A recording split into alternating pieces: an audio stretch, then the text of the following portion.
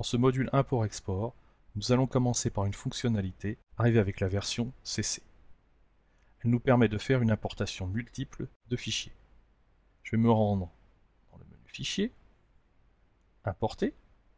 Je vais pouvoir choisir deux fichiers images ici, grâce à la fonctionnalité de majuscule clic ou de contrôle clic sur PC ou commande clic sur Mac, pour sélectionner donc plusieurs fichiers. Je vais importer ces deux images, et mon curseur me montre dorénavant qu'il y a bien deux images de charger, donc je vois la première, et il me suffit d'appuyer sur les touches fléchées gauche et droite de mon clavier pour visualiser les deux images. Je vais sélectionner cette dernière, je vais amener mon curseur à l'endroit où je le souhaite, et d'un simple clic, je vais importer mon image à sa taille d'origine. Il me reste bien une image en mémoire. Je vais amener mon curseur ici. Cette fois-ci, au lieu de faire un simple clic, je vais faire un cliquer glisser, ce qui me permet d'apporter l'image à la taille que je souhaite. Et j'ai bien importé deux images en une seule fois. Depuis la version CS6, Illustrator nous propose de rassembler tous les éléments constitutifs d'un document Illustrator dans un seul et même dossier. Pour ce faire, je vais de nouveau me rendre dans le menu Fichier. Je vais cliquer sur Assemblage. Comme j'ai fait quelques modifications sur ce document, Illustrator me demande d'abord de l'enregistrer. Puis cette boîte de dialogue apparaît. Il va falloir que je la configure.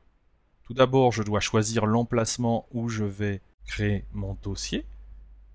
Si je souhaite changer ce qu'Illustrator me propose, il me suffit de cliquer sur cette icône et de chercher dans mon disque dur l'endroit où je souhaite créer ce dossier. Dossier qui aura ce nom, c'est-à-dire le nom du fichier Illustrator, comme on peut le voir ici, suivi du tiret-bas dossier. Je vais changer ce nom pour l'appeler assemblage. Illustrator me demande si je veux copier les liens, c'est-à-dire ajouter dans ce dossier tous les fichiers images, oui ou non. Si je le souhaite, est-ce que je rassemble tous ces liens dans un dossier séparé, ce qui est sans doute préférable. Et Illustrator me demande aussi si dans le nouveau fichier Illustrator qu'il va créer, les liens vont être édités pour pointer vers ce fameux dossier séparé. Ensuite, est-ce que je veux copier les polices utilisées dans le document? Attention, vous ne pouvez pas inclure les polices chinoises, japonaises et coréennes, ainsi que les polices issues de la fonctionnalité TypeKit. Est-ce que vous voulez aussi créer un rapport? Il s'agit ici d'un fichier texte avec quelques informations techniques sur le document. Je vais laisser tous ces éléments cochés. Je clique sur Assemblage. J'ai cette boîte de dialogue qui m'avertit que je dois faire attention à ne pas donner, copier les polices de caractères. Je passe. Et voilà, l'assemblage a été créé. Je peux soit cliquer sur OK pour continuer à travailler, soit demander à afficher l'assemblage, ce que je fais maintenant. Et l'on voit bien que dans mon dossier, j'ai bien mon fichier Illustrator. J'ai aussi ce fameux rapport. Il y a bien des informations techniques, comme les dimensions du document, son mode colorimétrique, les polices utilisées, les images liées, avec leurs caractéristiques aussi à elles. Je trouve aussi un dossier fonts dans lequel je retrouve sans surprise toutes les polices de caractères que j'ai utilisées, et un dossier links qui contient mes deux images. Il s'agit bien de copies de tous les éléments que vous avez utilisés et qui sont toujours à l'endroit où vous les avez sélectionnés. Maintenant, nous allons voir une autre fonctionnalité qui permet, à partir d'une illustration telle que celle-ci, de générer du code CSS lorsque vous faites des sites web. Je vais me rendre dans le menu Fenêtre. Je vais choisir le panneau Propriétés CSS et sélectionner cet élément.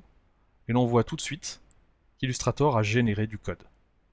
On retrouve les couleurs de fond, le contour, et sa couleur, son épaisseur. Si je souhaite inclure les dimensions de cet encadré, je vais me rendre sur le bouton Options d'exportation, ou bien je me rends dans le menu local et je clique sur Options d'exportation, Et je peux demander à inclure, si je souhaite, la position de cet élément par rapport au plan de travail. Je peux donc aussi inclure les dimensions. Je vais le faire. Et lorsque je fais OK, on voit bien qu'Illustrator a rajouté les bonnes commandes de cette CSS. Je peux ensuite demander à copier l'intégralité de cette CSS, tout simplement en cliquant sur cette icône, copier la sélection style, ou bien en me rendant dans le menu local et en demandant à copier la sélection style. Je me rends sur un éditeur de code, et je peux tout simplement coller le code qui apparaît maintenant dans ce logiciel. Vous remarquerez que cet élément est nommé, c'est tout simplement parce que dans le panneau calque, lorsque je regarde tous les éléments de cette page, ils ont été nommés pour structurer cette page.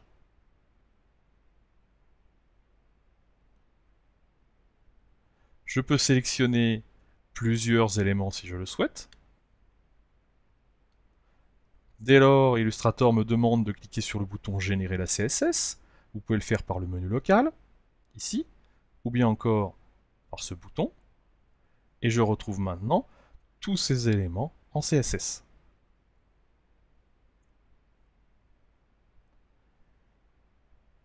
Lorsque vous créez du texte, il est préférable d'utiliser les styles de caractères et de les nommer. Vous les retrouvez ainsi dans la zone haute de ce panneau. Idem pour les styles graphiques. Si vous avez nommé et créé des styles graphiques, vous les retrouvez ici. Il suffit ensuite de cliquer avec un commande-clic ou un contrôle-clic sur les éléments qui vous intéressent. Illustrator génère la CSS. Vous pouvez de nouveau copier cette sélection, vous rendre dans votre logiciel et ajouter les éléments.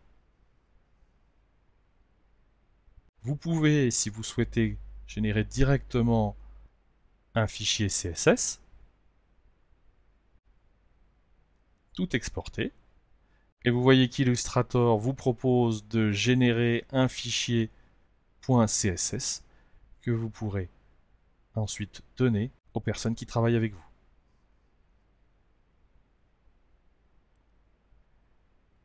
Il reste une mise à niveau d'une fonctionnalité déjà existante au niveau des exports SVG.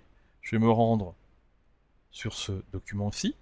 Vous remarquerez que j'ai cet élément lié avec ce style graphique, mais j'ai aussi un deuxième style graphique. Je vais passer sur ce premier. Lorsque je vais demander à enregistrer cet élément au format SVG,